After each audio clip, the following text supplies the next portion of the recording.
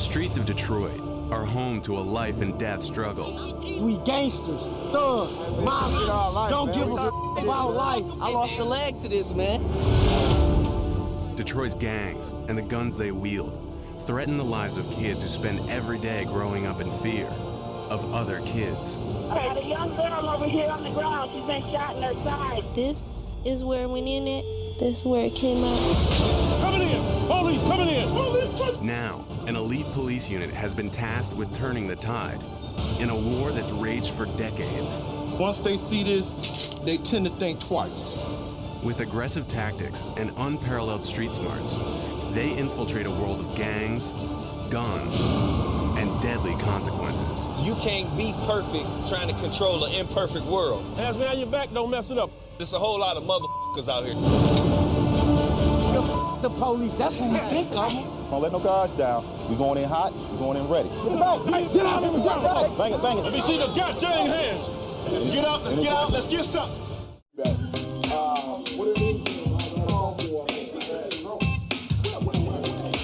Everybody in?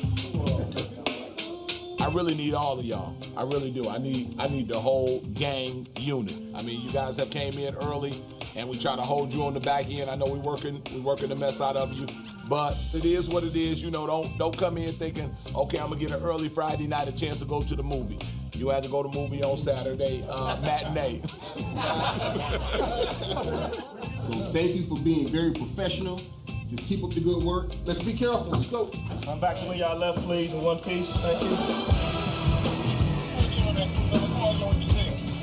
Detroit's first line of defense against gang violence is the police department's Gang Enforcement Unit, AKA the Gang Squad. We hunt the hunters. We get them before they're able to do anything. That's the whole concept. What's up, gentlemen? The squad is a 70-officer force that employs deep intelligence gathering and aggressive street enforcement to penetrate the world of gang culture. Our main focus are gangs, guns, and drugs, preferably guns. In the wake of a recent gang shooting at a school bus stop, the squad is hitting the streets in full force, Hands up, fella. making street-to-street searches and traffic stops. And their aggressive tactics aren't always understood by the people they protect.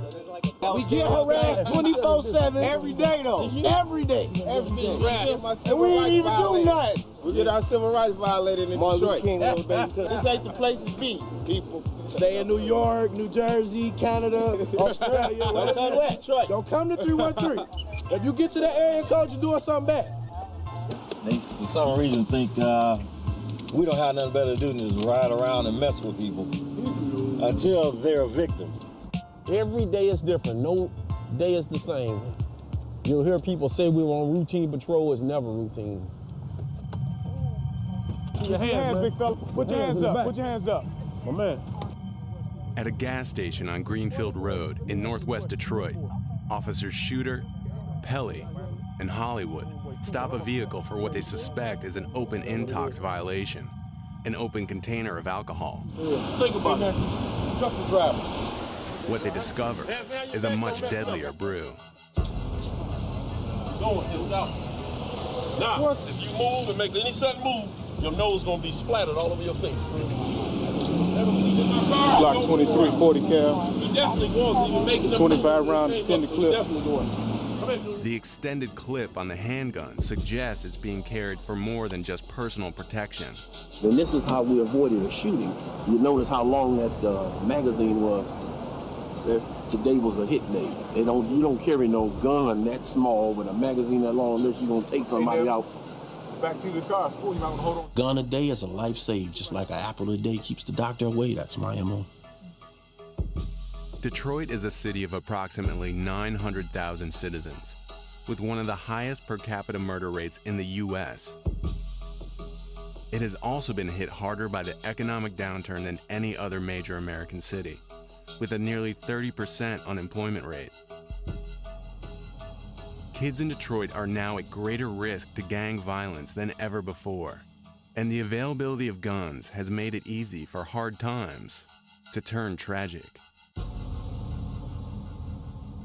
June 30th, 2009.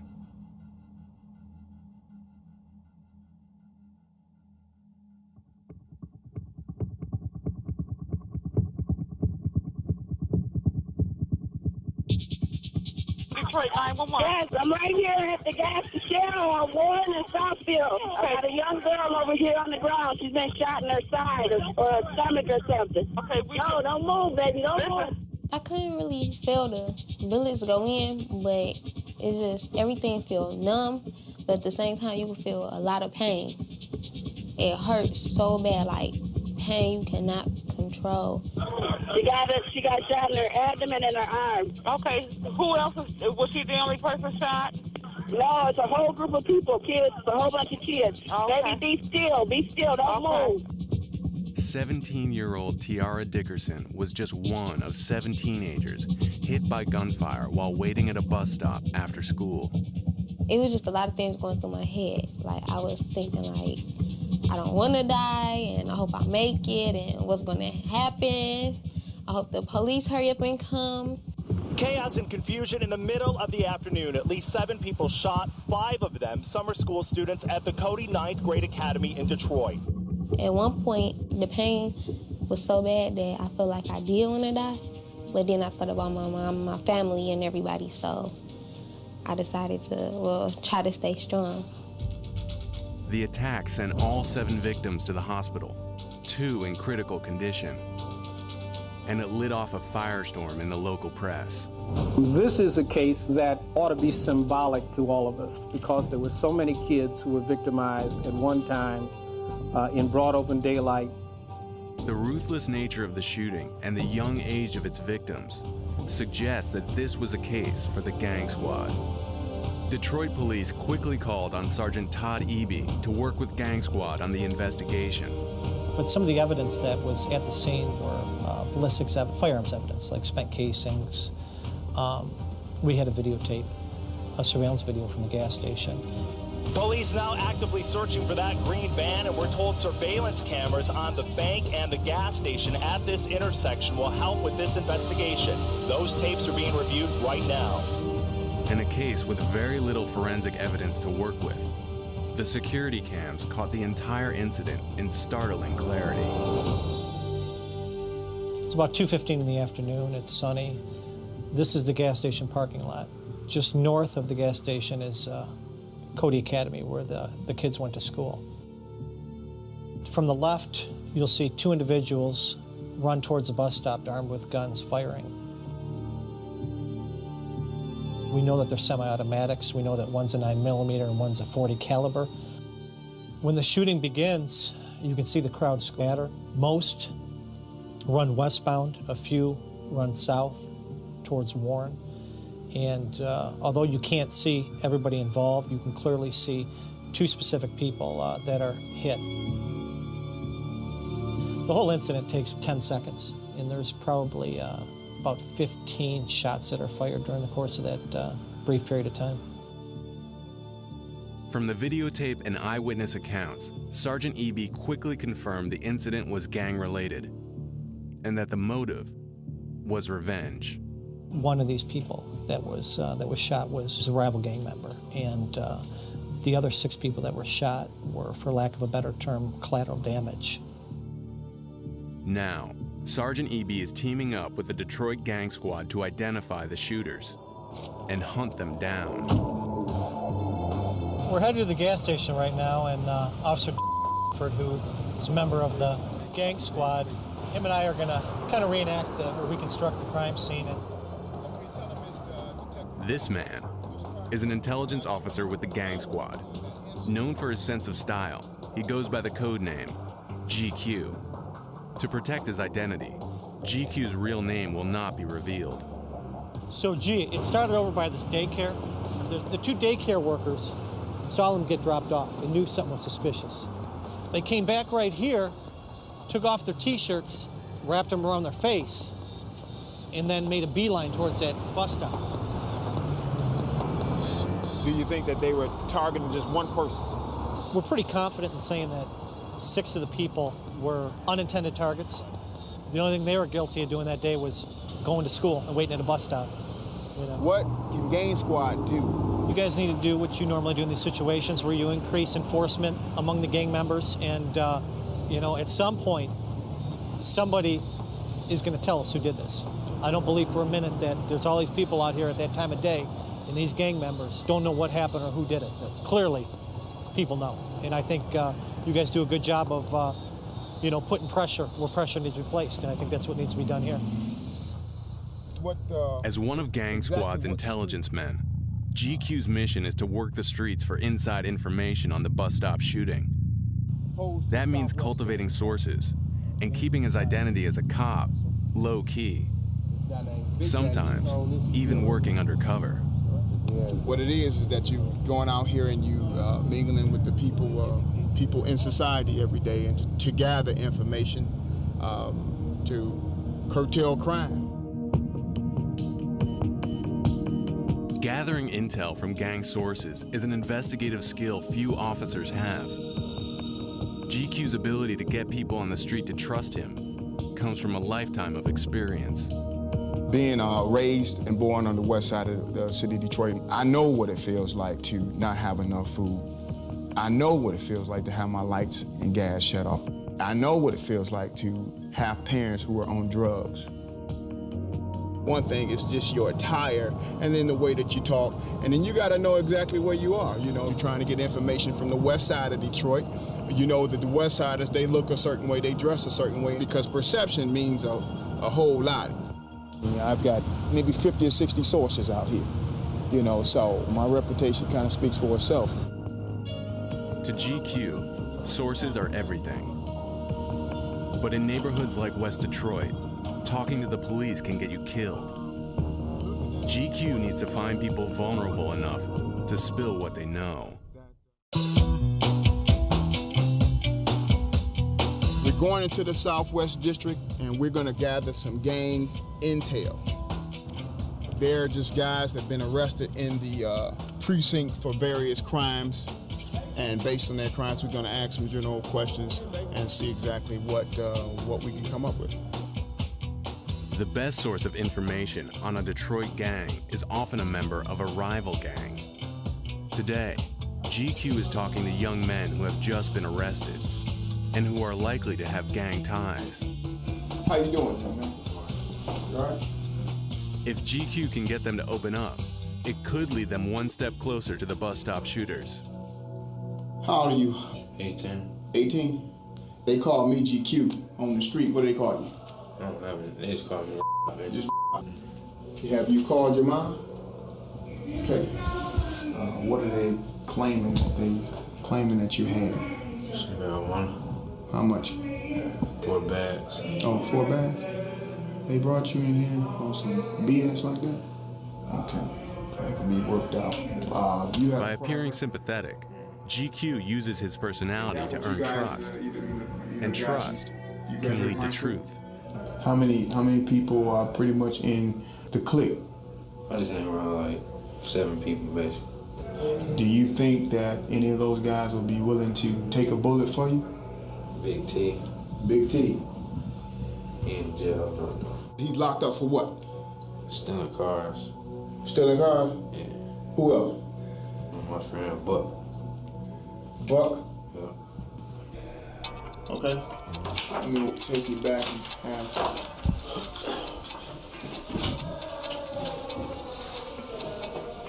I couldn't get him quite to give me the information that I really wanted, and I was looking for, but that's the start. Hey man, how you doing? The next perp has been arrested in connection with a shooting known as an A1 charge. I understand you have a daughter or son? A son. Junior. Just thinking about my children.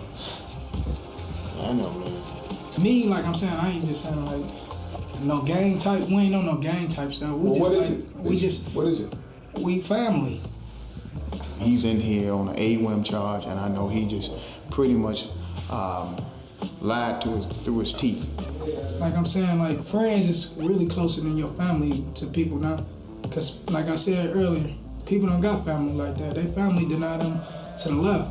You know, the world crazy to me. They need a lot of work to this world. I mean, people need jobs. Everybody out here starving. Everybody out here hungry.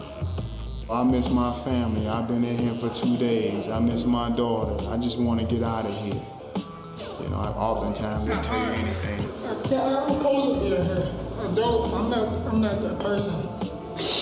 I'm not. They're out there on the streets murdering, selling dope, and they come in here and they act like a bunch of 3-year-olds crying and whining all day long. So you just get used to people lying to you all day. Gang violence is youth violence. Kids in Detroit are often affiliated with a gang before they're even teenagers. Gangs here are younger, smaller, and less organized than in other metro areas. Recently appointed police chief Warren Evans is facing a criminal culture that bears little resemblance to the highly structured street gangs of the West Coast. They're almost like neighborhoods or block gangs. And so they beef with each other quite a bit. It's not as organized as LA gangs or maybe even Chicago gangs. In the late 1970s, gangs were organized in which you had a structure of one person was in fact like the CEO. Now you don't have that. In some ways that's good, but in other ways it makes the intelligence gathering more difficult because you have so many small little groups and gangs and trying to figure out the dynamics of who's beefing with who and who the necessary players are. Compounding the challenge is a phenomenon that's taken root in urban culture, not just in Detroit, but across the U.S. It's called Stop Snitching. No one wants to ever be labeled as being a snitch, of talking to the police and giving information about individuals as it relates to committing crimes. Once that gets out, and they say, man, you've been talking to the police about what we're doing on the street, it'll be over for them. They'd rather see the person dead than in jail. The bus stop shooting took place in broad daylight, in front of multiple eyewitnesses. Now, pressure from the streets to keep quiet has made what could be quick justice an open case. Detroit's most shocking act of gang violence in recent history, a bus stop shooting that claimed 7 victims, has so far surrendered no promising leads. But Gang Squad has a new addition to the intelligence team, and his code name is Sandman. Sandman is aggressive, tenacious, very smart. He's very, very valuable because of his street connections there. Sandman is from East Detroit, and the gangs he grew up around are more than just neighbors. They're family. I got a nice little number of people in my family that's in the gang. They don't bring it around me. You know, they know I don't play it. Several of Sandman's cousins belong to a gang known as the 7 Mile Bloods. They're based in eastern Detroit and control a section of turf known as the Red Zone. It's a little more dangerous dealing with a non-traditional gang because they're trying to make a name for themselves. So they're gonna always be more dangerous because they feel like, okay, if I do this, it's gonna put us on the map. Keeping personal relationships with gang members is a critical part of Sandman's strategy. Those relationships can lead to intel on the bus stop shooting. Hello? Yeah. Okay, don't run. You tell them motherfuckers don't run. I'm gonna call this number back as soon as I pull up on the block. I should be pulling up in maybe like 5 minutes. Okay. Here they go down here in the street. The youngest gang member here is only 13 years old. You pretty much stuck in Southwest, you know what I'm saying? Because they like for real bloody and blood out down there.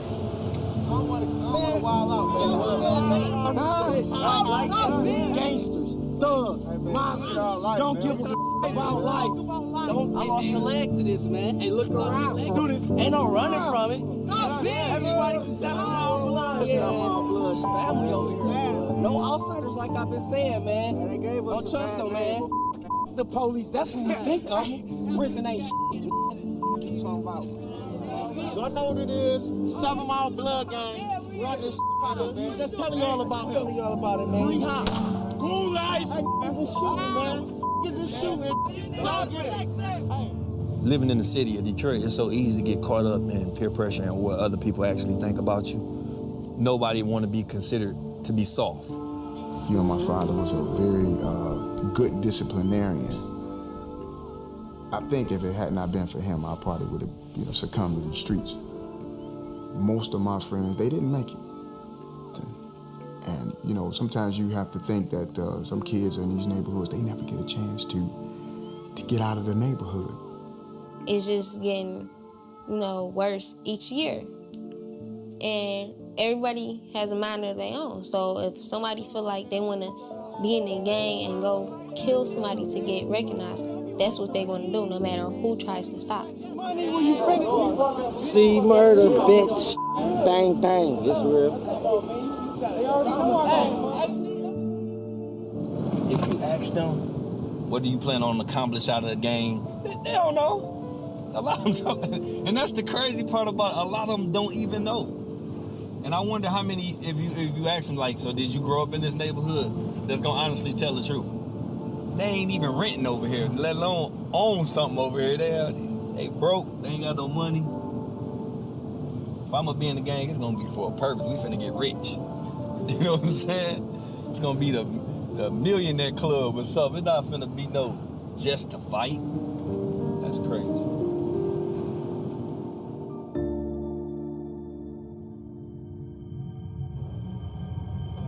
In the case of the bus stop shooting, GQ and Sandman's talents are beginning to pay dividends. The gang responsible for the shooting is now believed to be a crew known as the Joy Road Hit Squad, one of Detroit's oldest and most violent gangs. Uncle Joy Road, Uncle Joy Road, yeah. Uncle Joy Road, X and 9. Uncle Joy Road, Uncle Joy Road, Uncle Joy Road, X and 9. This gang is responsible for a number of different shootings, armed robberies, carjackings. Hello, how you doing? It's me again. I'm back, dog. From the backyard, still pushing that crack hard. I'm from the hood, in case you didn't know, it's X and Nina. Where them boys make big weight. They're involved in the drug trade. So, yeah, clearly the gang is a violent group of individuals. The Hit Squad controls territory in northwest Detroit that extends from Joy Road to West Chicago Street and as far west as Southfield Freeway, where the bus stop shooting occurred. Police believe the hit was motivated by revenge against a rival gang member. What's more, eyewitnesses have identified 2 primary suspects. We don't have an arrest warrant for anybody, obviously, but there's certainly people that we're focusing on. And these individuals are younger, 19, 20 years old, and represent part of the Hit Squad. Their #1 person of interest is Demetrius Hinton, a teen who's also wanted in connection with a more recent drug-related homicide. Hinton is still at large.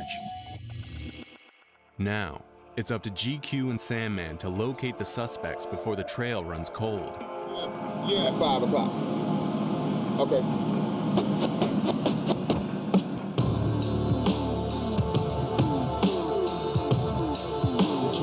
Behind an abandoned warehouse, where he can be certain of secrecy, GQ meets with an informant who has ties to the Joy Road Hit Squad.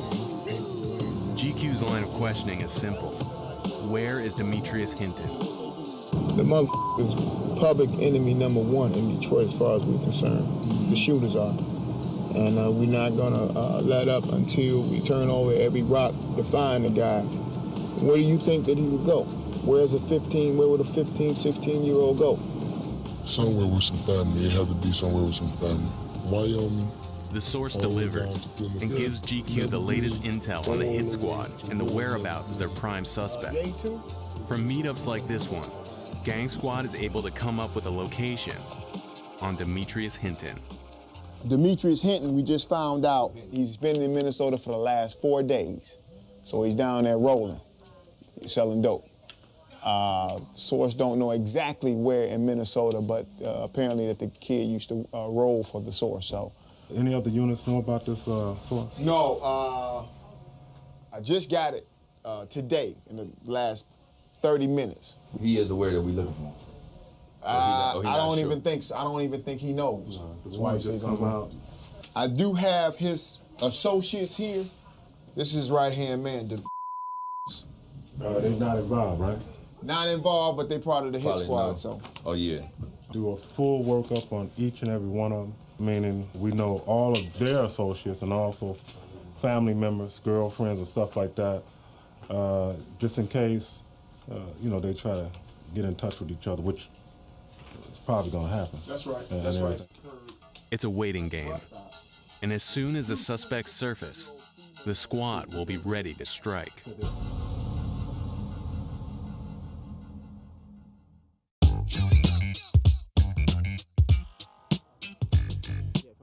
0700 hours. Before rolling out for patrol, Gang Squad street teams enjoy a time-honored tradition. Hey, them donuts good though, I'm telling you. Don't mind if I do. Watch this.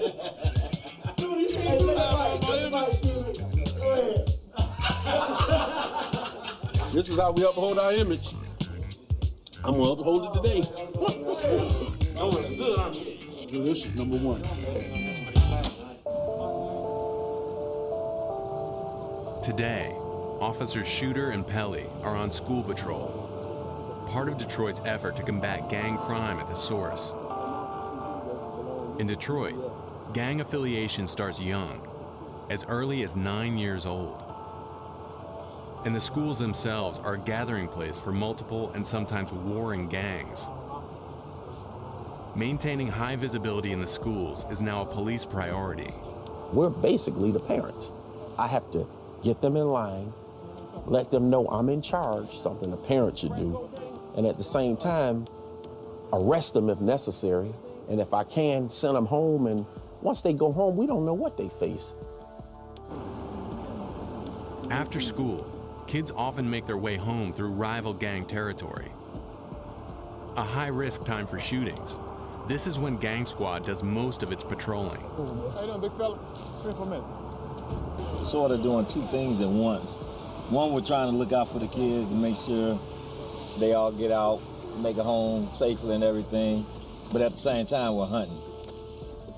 Come here, man. Take your hands out of your pocket. You got your ID? What's the last two classes you have? English. It's obvious you don't speak too well. I'm in charge out here. Goodbye. Go that way. And because of their relationship, and I think the love that they actually have for kids, they're happy to go do it. I mean, at the end of the day, they want to see kids safe. Do they arrest a lot of kids with guns? Absolutely. Is it the focus of what they do to create criminal records for kids? Absolutely not. It's to make sure the environment's safe. And I've seen them do just as much counseling, quite frankly, as I have seen them gun chasing. You're gonna say, oh, I'm tired of getting tickets, y'all give me tickets. You don't have a license. You ain't never had a license, you're 16. So if you're tired of getting tickets, why did you stop driving? A lot of times what we tell them goes right out the window when they get home because they have to deal with their home life. He may see us for, what, an hour or two a day? Once he leaves, he has no longer any dealings with us. He's gonna go by what is taught to him at home. Gang Squad puts an intensive focus on getting guns off the street, sometimes at a rate of 3 a day for a patrol team. But there are thousands of unlicensed firearms on the streets of Detroit, and the statistics are symptomatic of a much larger social problem. Kids in Detroit are often first introduced to gun culture at the toy store. That's a toy. Normally they carry those in the service stations around the city of Detroit. All right, we're gonna show you the real weapon next to the fake weapon. And as you can see, almost identical. Younger kids, you know, 8, 9, and 10, they'll get these toys and stuff like that innocently, okay? Not thinking that anything is wrong and stuff like that. Inadvertently, sometimes they'll carry them to school in their backpacks and stuff like that. It's a problem not only for schools, but for law enforcement. I cannot tell whether or not a weapon like this is actually real or not. And in a split second or two that you're gonna have to determine that fact, somebody can easily get killed. When I was a kid and you had disputes, you'd have a fight and it was over with. Now the fights are one group shoots the other group, and then when they heal, they come back and shoot the other group. And it's kind of an ongoing lethal process. And people don't fist fight, they shoot. If you get in an altercation and you beat me today, I'll come back with a gun. This time I won't lose. And that's the mentality they're thinking. As violent as the gangs of Detroit are, their activities are hardly limited to turf wars. The sale of street drugs is a gang's primary source of capital, and for Gang Squad, following the drugs is often the best way to infiltrate. From his sources on the street, GQ has learned that the Joy Road Hit Squad, the gang believed to be responsible for the bus stop shooting, has partnered with another gang to sell narcotics. And that's not uncommon for gang members to sell controlled substances out of one house. GQ's anonymous source has also provided intel on the precise location of the dope house. I'm gonna take him to a nice little gay spot where, you know, they gamble, sell drugs out of guns. It's a lot of gang activity. To investigate further, GQ and Sandman are teaming up for an undercover stakeout.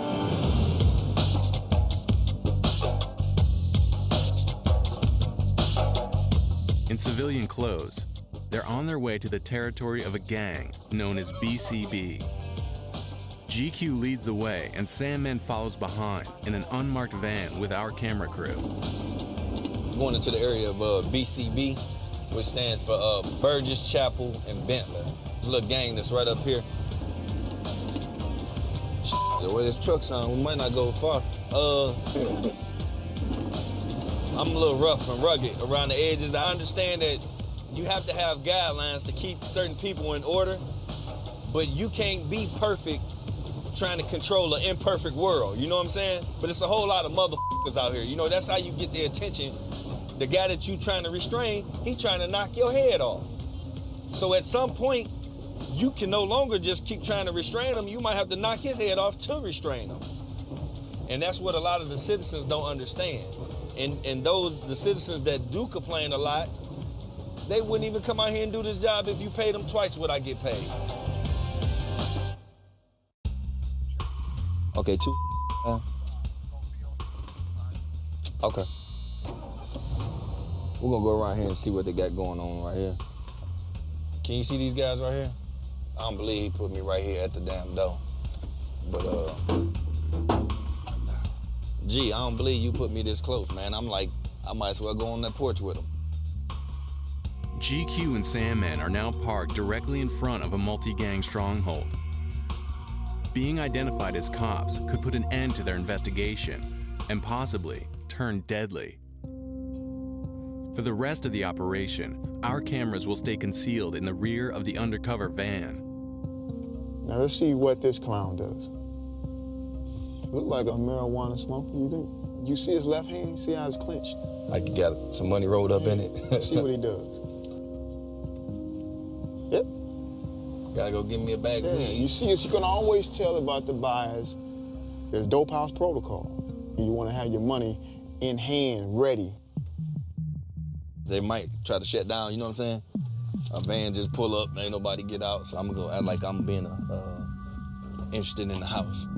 All right. To get a closer look, they'll pose as real estate agents looking at property, and no matter what happens, stay in character. How long has that house been vacant? Been all right? My man. Yeah, we out here trying to get our little groove on, man, and try to see if we can get these cribs like motherfucking, but they're checking out some houses right we quick. can buy them motherfuckers for about what, 12, 1,500? Oh, straight up? Yeah, that ain't a bad little motherfucker. Look like somebody been sleeping in that motherfucker though. Yeah. Who he said he knows somebody? Oh, he say, man, that ain't even worth buying. He said that motherfucker up. He said, I think he said it been vacant for a couple of months. Yeah, that's really all we really needed.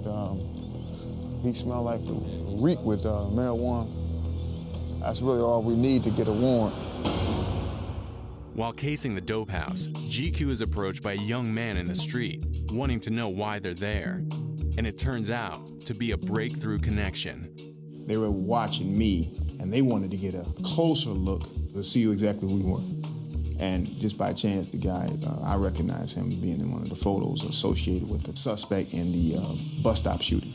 That's one of the target guys, associates of the guy that we're looking for murder.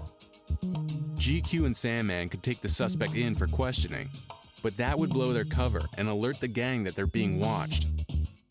Instead, they'll use what they've learned to get a warrant and penetrate further. The 3 individuals that we encountered, they all reeked of marijuana. That, plus IDing a person linked to the bus stop shooting, is probable cause. As you can see, they're young guys, late teens to early to mid-20s, just as described by the source. So that should be enough. With no idea that we the police. Shaking hands with the devil.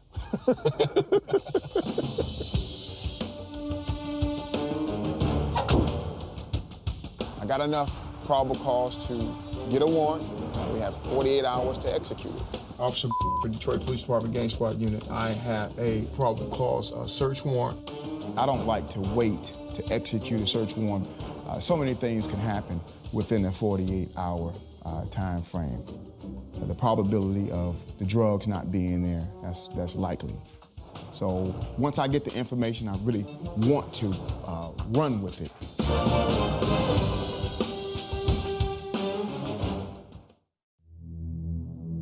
At Detroit Gang Squad headquarters, GQ phones the DA's office to get permission to process a warrant.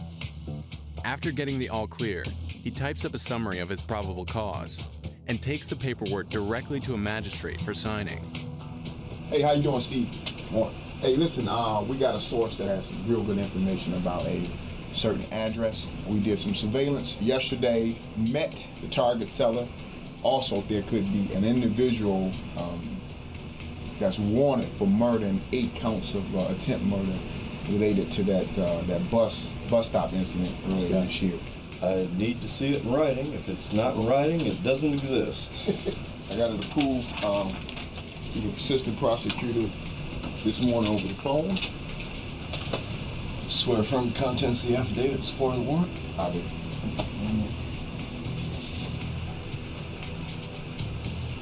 All right.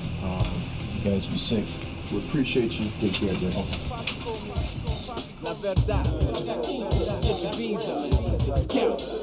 Warrant in hand, Gang Squad mobilizes for an immediate raid on the BCB drug house. Ain't a boy out here that could test my game. How would I look letting another man affect my lane? They need to move quickly in order to capitalize on the intel gathered by GQ and Sandman. And they're up against an unknown number of armed gang members. Raid time. Showdown. We need a K9 unit, don't we? At some point. What you think? Them puppies don't find nothing. This is our shotgun man, Bam. How you doing? He sent them all to the back, send them to me, I shake them down and send them behind me. Suppress anything that comes my way. Once they see this, they tend to think twice. And this here is our raid commander, the sergeant, code name Sir. Remember we used to say we wouldn't do this again? You believe that? Every time they bring us back in. Briefing, come on in. I got a lot of scriptures for you.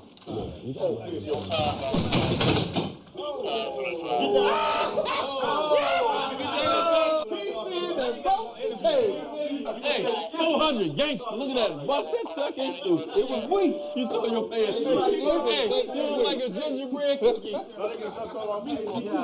The table was broke, man. What am I supposed to do? We got a van? It was weak. Let's get on with this raid. Everybody up? Okay, gonna do the search warrant. That's gonna be a 1-story, green wood frame, single family dwelling. It's gonna be a black male, 19 to 23 years of age, wearing a black jogging suit. Possible name of the So who I got on shotgun? All right, Ruff, you shotgun. Who's back up? Shooter. Rep, where you gonna be? Prisoner. All right. This is a house that's being operated by BCB gang members, Bentley, Chapel, and Burgess. You know, they terrorize that neighborhood. They do a lot of robberies. Going to be guns inside those cars. Going to be guns on those persons. If we encounter fire coming out, we're gonna take cover. I'll declare the barricaded government. No one fire into the house if you hear shots inside. Clearly defined target. Clearly defined target. You can't see, don't shoot. Don't let your shit down. Don't let no guards down. We going in hot, we going in ready. All right? Everything to me is ready to rock. Okay? I got one rule. Y'all come back to this briefing the way y'all left it. All right? Hold on, we gotta say our prayer. Father, we thank you for this day. We thank you for the spirit that you have with us, oh Father. Just carry us, oh Father. Stay with each and every one of us, oh Father. Deliver us safely to this location. Deliver us safely back. As your Son, Jesus Christ, has laid the footsteps, we thank you for the Holy Spirit that travels with us at this safety time. In Jesus' name, let everyone say amen. Let's get out, let's get out, let's get something. Let's do it.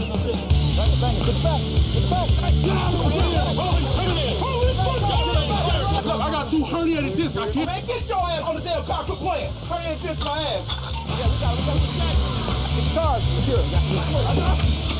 I want everybody in the cars.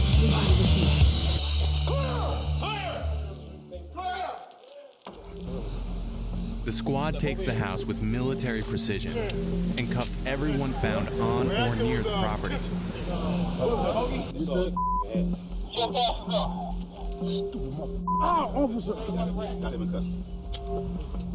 But until the entire house is secure and all guns are found, no one can rest easy.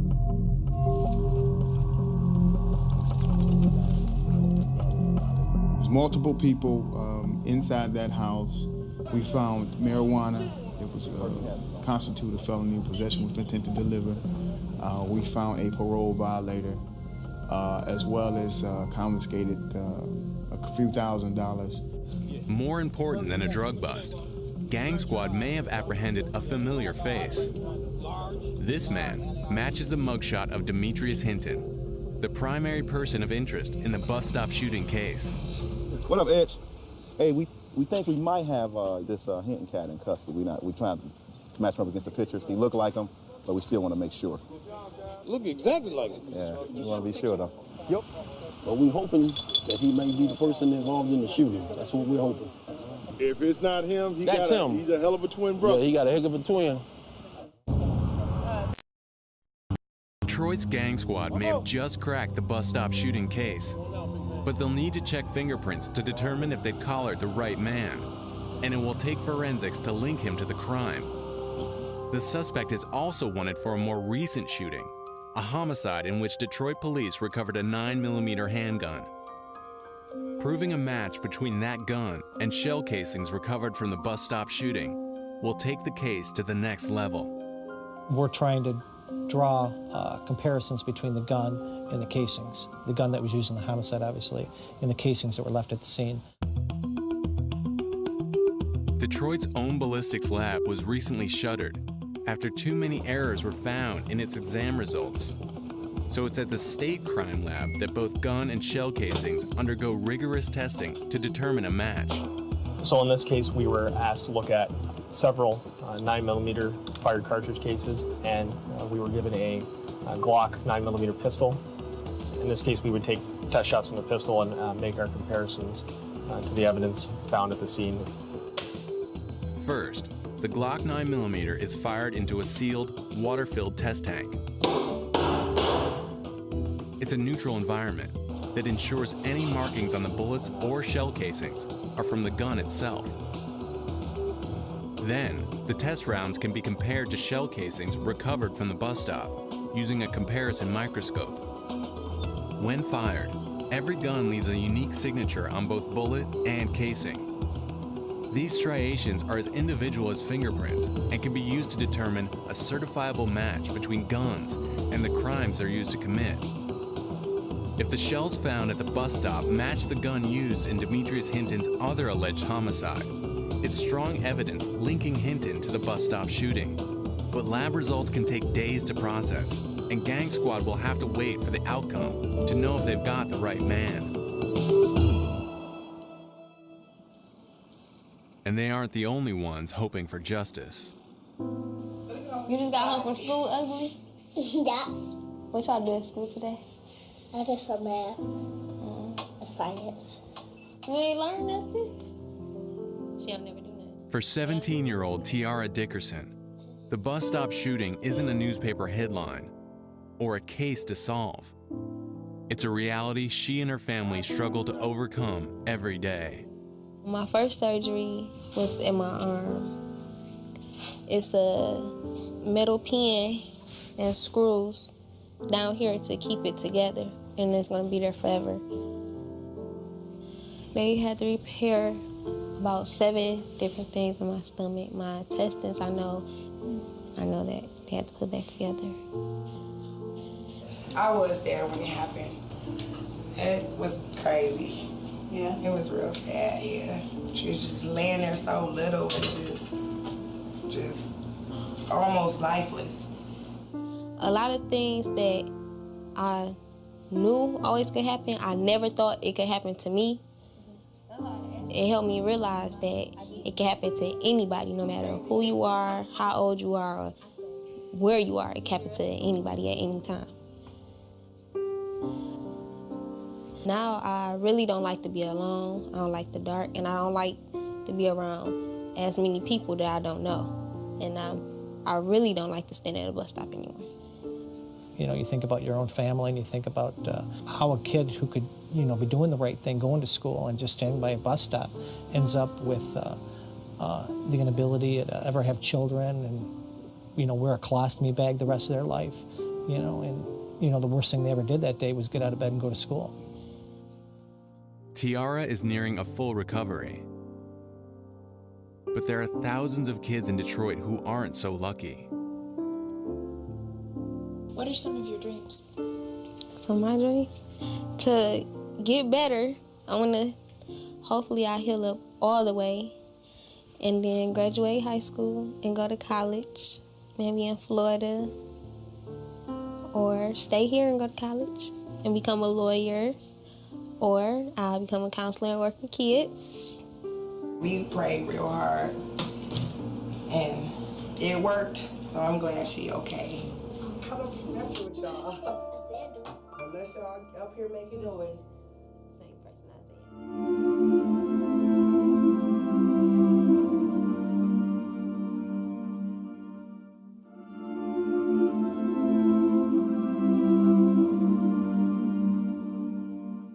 There are over 1,000 shootings in Detroit every year.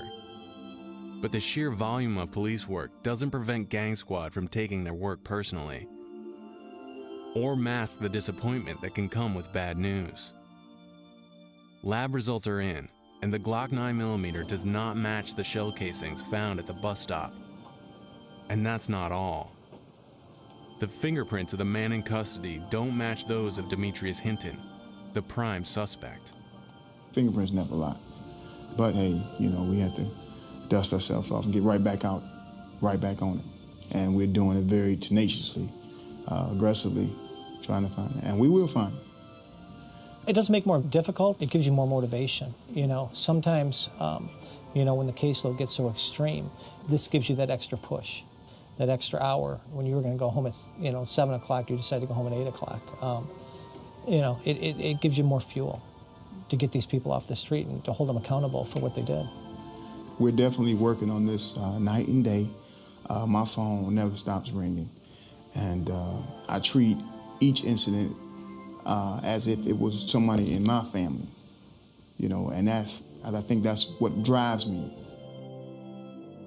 And for Detroit, a city that struggles to emerge from years of slow economic collapse, and whose young men increasingly look to violence for validation, the future remains a battleground.